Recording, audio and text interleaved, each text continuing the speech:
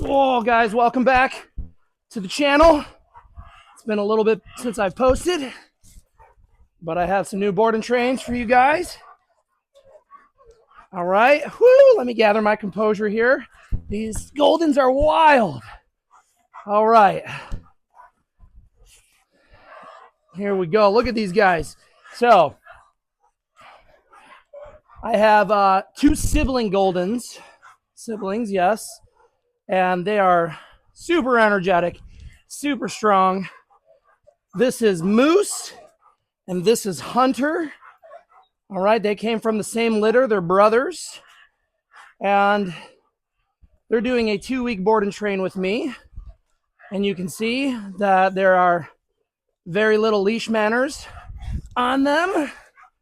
And I'm not sure what kind of obedience commands they even know. We're going to kind of test that out today.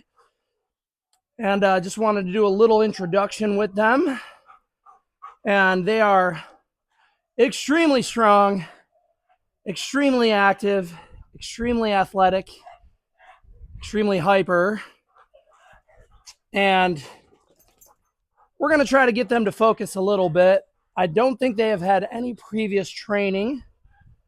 Now, you know, some of the difficulties that come with training sibling dogs is that they tune in and listen to each other more than the owner or the handler.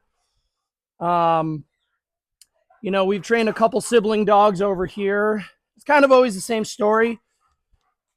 Right? So obviously canines are pack animals, and really what's happening is you get what we call littermate syndrome with siblings, right? Where they're so extremely bonded. There we go. Just giving a little bit of a correction. Where they're so extremely bonded to each other that they rarely care about the owners, or in the instance now with me, the trainer, right? I've seen a lot of owners kind of that have sibling dogs. They always keep them together. The dogs are always together, and that pack kind of rises against you. You know, basically, owners just become a zookeeper, right? Not that there's anything wrong with zookeepers, more in the sense of, and I don't want to use zookeeper as a negative term. Basically, the owners just become the person that feeds them, picks up their poop. Okay.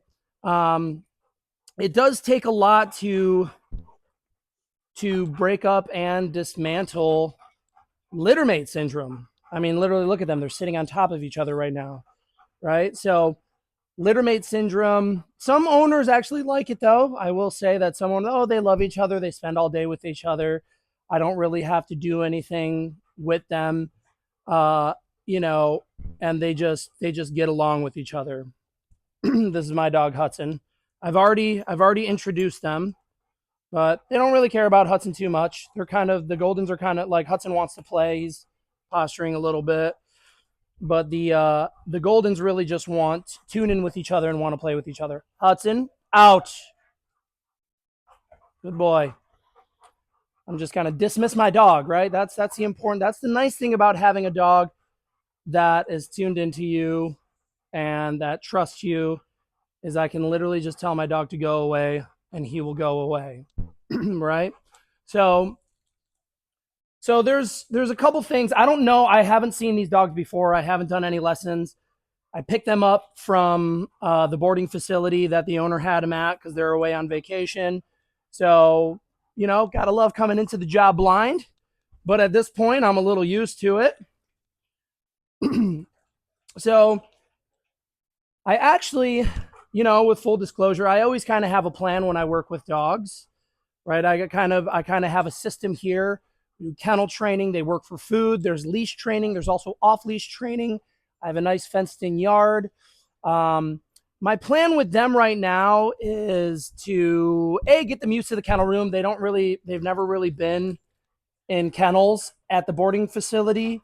They were in a run, like a large room. A large room. So they're kind of getting used to their kennels. They're getting used to a new space. Give me a second. Hudson, out. No, out. Go away. He wants to play so bad. Actually, he wants to police. That's what my dog wants to do. He wants to establish the fact that this is my yard, which is fine though. He's not aggressive. So, so this is the first morning that I have them. I picked them up. I picked them up last night or yesterday evening or afternoon or whatever it is, and I spent the first day just letting them kind of roam around the yard. I spent some time with them in the kennel room because it was new to them. Moose was a little more accepting of the kennel. Hunter, right here, did not like the kennel. I actually just had to put him in there. And it seemed like Hunter was a little more food motivated. Off, off. There we go. Hunter was a little more food motivated than Moose. And my program, we're going to work with food, okay? Moose was still accepting food, but not as much as Hunter. So I always love a challenge, you guys. And I also just love golden retrievers. I mean, I just think they're beautiful dogs. I think they're great pets. I think they're good family dogs. I mean, these dogs are energetic. They are kind of like, bulls in a china shop, but I feel like they don't have a mean bone in their body. They're just super excited to run around. And my goal with them and the owner, the first thing is to try to get some leash manners established. I think I'm going to work a lot with them on leash manners. Uh, you know, the owner's going to have to walk these dogs. And boy, when you're walking them together, I mean, it's like you're getting dragged by a truck when they're both walking together. I mean, my hands are already sore from holding on to the leash because they just dig down, even like right now. And we're working on some corrections. Well, off, no, off. There we go. Just working on corrections. They're loving to jump up on my boat. They're loving to jump on the hood of the car. They're trying to scope out and see what they can do. And a big part of dog training, guys, is teaching the dogs boundaries. Okay, I do not want them jumping on cars. I do not want them jumping on my boat. I don't want them jumping on me. I don't want them jumping on my wife.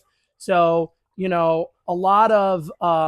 lot of dog training is teaching dogs what is allowed and what is not allowed. And sometimes they get off with a verbal command when I say off or no, but sometimes they don't because they're so interested in what they want to jump on. So, a part of every good program should have boundaries, right? Your trainer should be teaching you boundaries, and and that's what I try to instill with these dogs.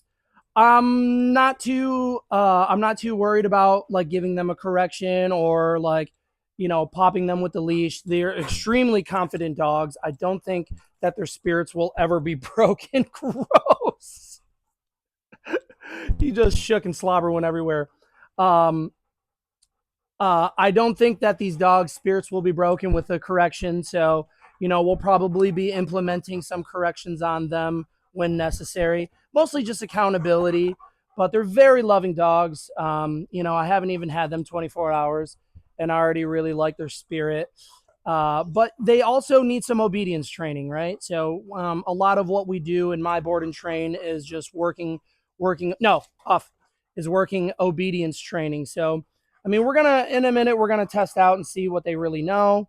I'm just gonna try some basic things, sit and down, um, and we'll start with that. I'm gonna start marker training them. No, off.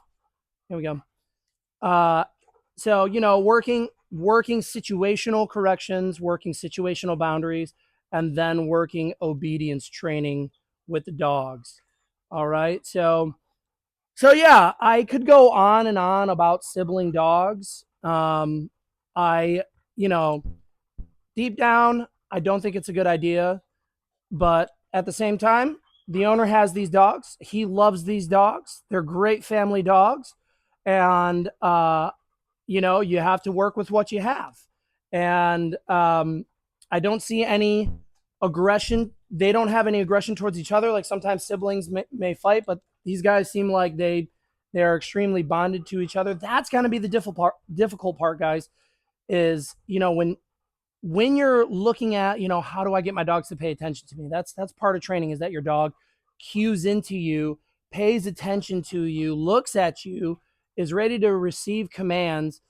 Sometimes it's a lot tougher with sibling dogs, okay? Because they only care about each other. All right. So I will do a little separation training, and I will do training them together. Okay. Um, I'm a pretty big realist. I think that these dogs are going to be together. I know that the owner mentioned that he doesn't kennel them at home. I'm not sure if they will get kennels and start separating them at home. If they do, that's great. If not, then these dogs are going to be together. So, but I am going to do a little separation training. I feel like isolation training and getting them apart is healthy for them. I'm expecting them to have a little bit of anxiety when one of them's out of the kennel room and the other one is in the kennel room. That's pretty normal. We've seen that. We've seen that with other dogs. Let's just talk about right now. So I literally just got them out of the kennel room. I had them out this morning. This is the second time that they're out, still early morning. And they come out of that room and they are ready to run. All right. I had them on leash. They dragged me out of the room. We, they didn't have any doorway manners. I open up that door and they want to run. So we're gonna have to establish some doorway manners. But really, they're so high strung that what I need to do, I want to show you now. This is they're relaxing now, so maybe not fully relaxing. They're still panting, but they're laying down. So I'm gonna see if they actually. I'm just gonna start rewarding the fact that they're laying down. There you go, good boy. So Moose kind of spits out his kibble. I'm actually not sure if he knows how to be hand fed. He may have never been hand fed before. Look at you see Hunter's legs shaking, trembling. I'm pretty sure that's just adrenaline, right? These dogs are extremely energetic, right? Which I think that means they're gonna be pretty fun to train. And I really much prefer a confident dog filled with adrenaline versus a dog that's been beat too much and scared of everybody. Right. So let's see if you know some commands. I think this is Hunter. Hunter, sit. Good. Yes. All right. Sit. No. Yes. There we go. Moose isn't really taking food right now, but Hunter is. So it looks like they do know a little bit. Sit. Yes. There we go. Come get the food. Good. Good boys. Good. So now we're actually getting somewhere with a little bit of attention. All right. No. All right. So if your dog is jumping on you like this, there's a couple things you can do. Right now, I'm actually just going to ignore it. Right. Sometimes I say no and bop them off my knee. It depends on who the dog is. And, but, there's a couple things you can do if your dog is jumping up. If it's not hurting you, and you don't know how to provide a correction, you can just ignore it until the dog gives you a different behavior, and then you reward. Like, the different behavior could be sit. So right now he's not jumping on me, right? That's a better behavior, and you can reward that, right? You can also give them a correction if you have to. Like, sometimes these dogs are jumping all over me and it's too much, and I'm just like sticking my knee out, telling them off, and they bounce off of me just fine. And I've noticed they kind of slow down on jumping on me. There we go. So like this is Moose laying down. Seems like he doesn't really want to take food. Hunter does. Look at that. He gobbles it up. So I made tailor Moose's diet a little bit in these first couple days. Basically, I will probably shorten his food supply for a day or two, give him just like a little bit of food and see if he comes around. Because when you're training a dog, you need to find something that the dog finds valuable to connect with them. Okay. And some dogs prefer toys. Some dogs prefer food. Now you can always use pressure, right? So that was a little pressure that I gave him. He just wants to jump up on my boat, and I don't want him to rip my tarp. Uh, So I'm just kind of giving him a little bit of a leash pop. It's honestly nothing really too complicated. And the thing is that I'm correcting him before he jumps. That's what you want to do. But when it comes to dog training, right? How do we get success out of our dogs? Um, we need to we need to find or create something valuable for them.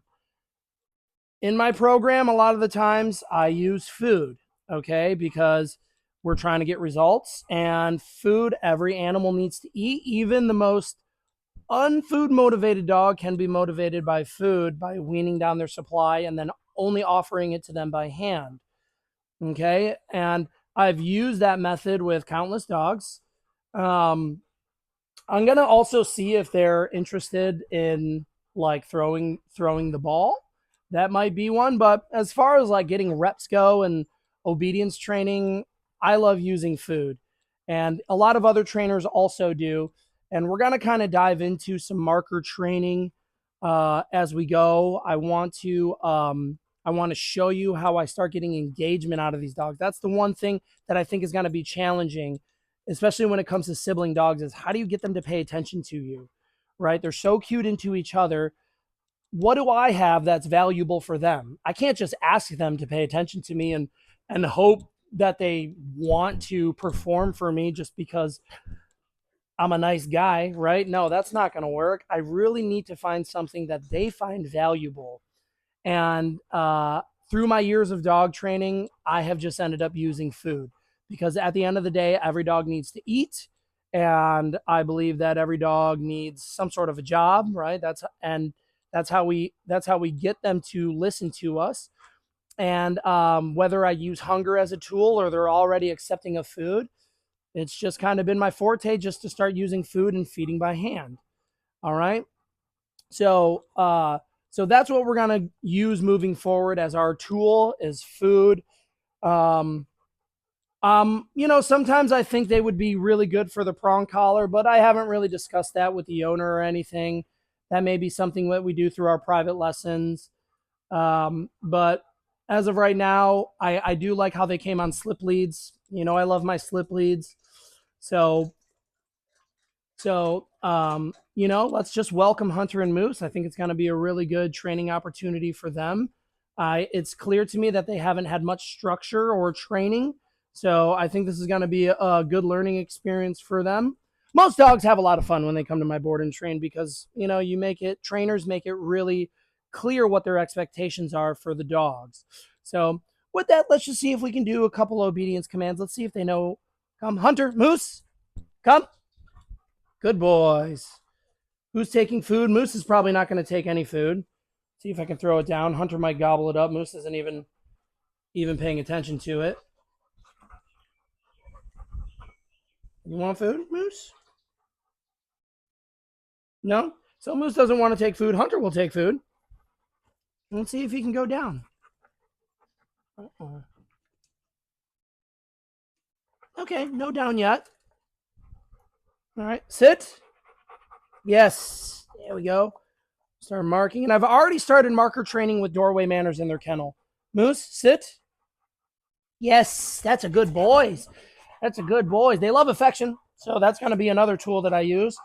Good boys, huh? Wow. All right. Do they know down? I doubt it. I doubt it. Most dogs that are green don't know down. Down.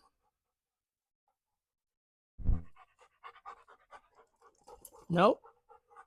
Hunter, down. Oh, look at that. Yes. Hey, maybe they do know some things. Oh, man. Well, have I really been shown what is what? Good job, buddy. That's a good boy. Let's see if we can do it again. Hunter, down. Good. Look at that. Never underestimate golden retrievers. They're smarter than they look. Good. Yes. Here we go, boys. Yeah, there we go. Moose took a little bit of food. He likes taking it out of the ground. All right, guys. Well, this looks promising. Most of the time, I have dogs summed up, but I'm really impressed. They went down. That's pretty great. We're gonna start using those tools. I love that. I love that they proved me wrong. Good boys. Good. Um, well, you guys, this is just a little intro video. We talked a little bit about who these dogs are, what they're going to be doing here, and I'm hoping to show you some cool videos along the way. Um, if you're new to owning a dog or new to dog training, you're a young, there's a lot of new trainers coming out.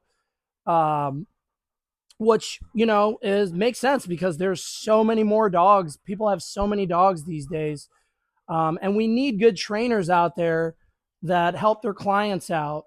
But if you're new to the channel, I want to welcome you guys. Hopefully I show you some good obedience techniques along the way. If you're new to dog ownership, we're going to kind of talk about a lot of different aspects of dog training. Okay. This means like home care, what you're going to do pack structure wise inside the house, how you're going to train obedience training with your dog through marker training. So there should be a lot of good stuff to come out of working with these dogs. So please stay tuned. And if you have any questions about dog training, you can leave them in the comments. I try my best to answer everybody. Um, so if I haven't answered you yet, thank you for your patience. I'll try to get around to that. But I hope my purpose of making this channel, I'll tell you right now, my purpose of making this channel is not for like views and clicks and likes and to make money.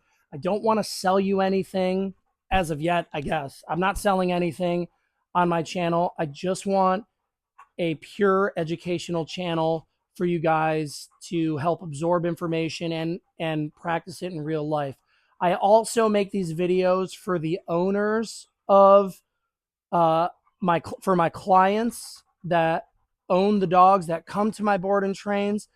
I want to be very transparent in my training, and I want them to be able to see their dogs in action, to see that their dog actually knows how to do things.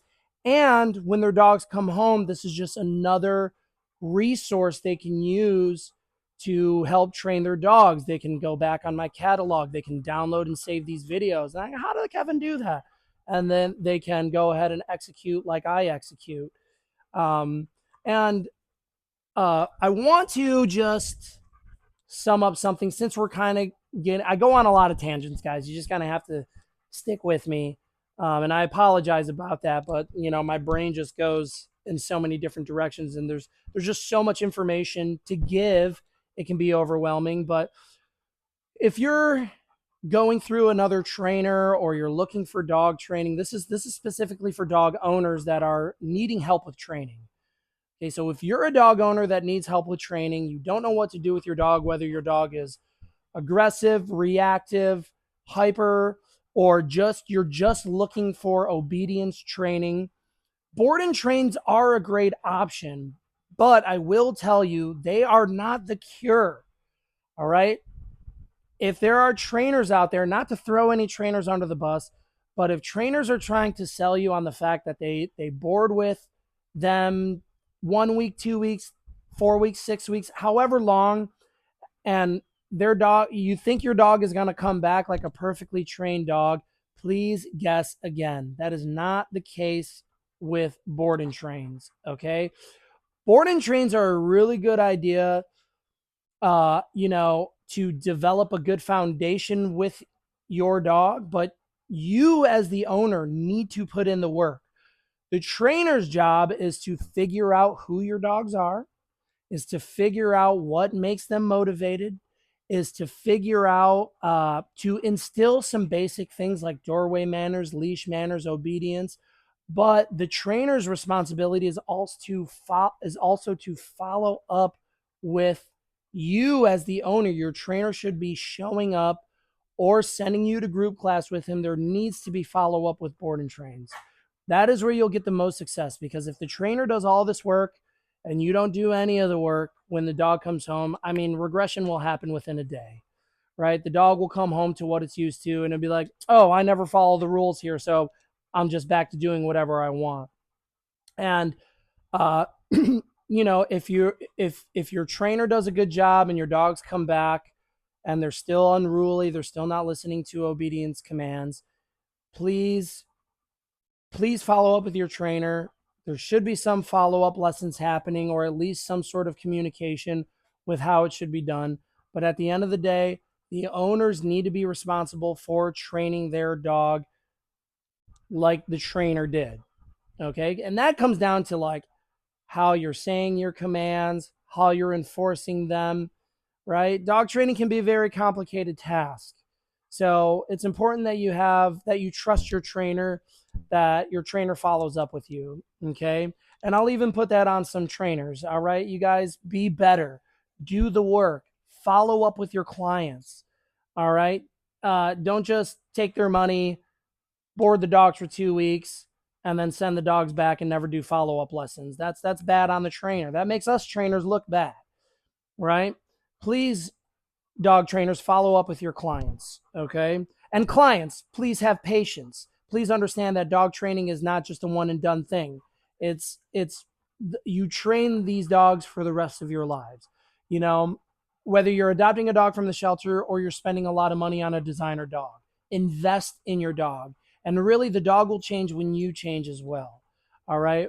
Um, create healthy habits, and you have to work at it. It's like working out in a gym, or anything else that comes great in your life takes work and dedication and discipline, right? That's why it's so impressive when we see a very well trained dog that's healing nicely right by its owner, or a trainer that's working really well with the dog doing all these different commands. It's because it takes a lot of discipline. Okay. But when it's done right, the results can be so fantastic. It's the best thing ever when your dog wants to obey you and listen to you and engaging with you. So throw all those Hollywood movies out, because dogs are not like that in real life. So that's kind of my 2 cents on being a dog owner and being a dog trainer. All right. So I want to thank you guys for tuning in. I'm actually going to, these dogs are a little calmer. I'm actually going to take them off leash. I'm going to let them roam around the property a little bit. This is basically what I want to get these dogs to see. They're not pulling me anymore.